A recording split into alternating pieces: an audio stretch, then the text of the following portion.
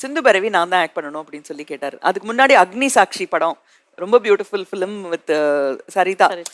But இருந்தாலும் ஒரு ஃப்ரெஷ்ஷா நான் வரணும் அப்படின்னு நினைச்சது வந்து எனக்கு ஒரு பெரிய கிஃப்டா அமைஞ்சதுன்னு தான் சொல்லலாம். சிவகுமார், சுலக்ஷனா, நான் எல்லாருமே டெல்லி கணேஷ், அதுக்கப்புறம் ஜனகராஜ், எல்லாருக்குமே இன்ட்ரெஸ்டிங் கேரக்டர்ஸா இருக்கும். எனக்கு வந்து அந்த ஒரு படத்துல நம்மளுடைய பங்கு இருக்கு அப்படின்னு தான் நினைச்சேனே தவிர இந்த அளவுக்கு என்னோட கரியரையே மாத்துற அளவுக்கு அந்த ஃபிலிம் இருக்குன்னு எனக்கு தெரியல. என்கிட்ட ஃபர்ஸ்ட் யார் சொன்னவங்கன்னா ஜெயசுதா. அவங்க I still remember, I think Vijaya garden நினைக்கிறேன். நான் போயிட்டே இருந்தேன், வந்து கையை பிடிச்சாங்க. பிடிச்சி, ஹாசினி நீ வந்து பாலச்சந்தர் சார் படத்தில் நடிக்கிறியாமே, தமிழ் படம். ஆமா, ரொம்ப நல்லா நடிக்கிறியாமே, அந்த படத்துக்கு உனக்கு நேஷனல் அவார்டு வருமாமே, அப்படியே உன் கரியரே மாறுமாமே அப்படின்னு சொன்னாங்க. எனக்கு ஒண்ணுமே புரியல. என்னை பத்தி தான் பேசுறாங்களா இல்ல வேற யாரா பத்தி பேசுறாங்களா? ஏன்னா நம்ம தினம் இப்போ நீங்கெல்லாம் காலேஜ் போற மாதிரி தினம் காலையில எழுஞ்சுக்குவோம், வேலைக்கு போவோம், திரும்பி வருவோம்.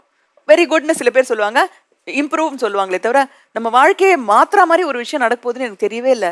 இப்போதான் யோசிச்சேன்.